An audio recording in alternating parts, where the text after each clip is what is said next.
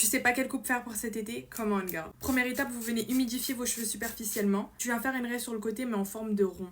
Comme ça.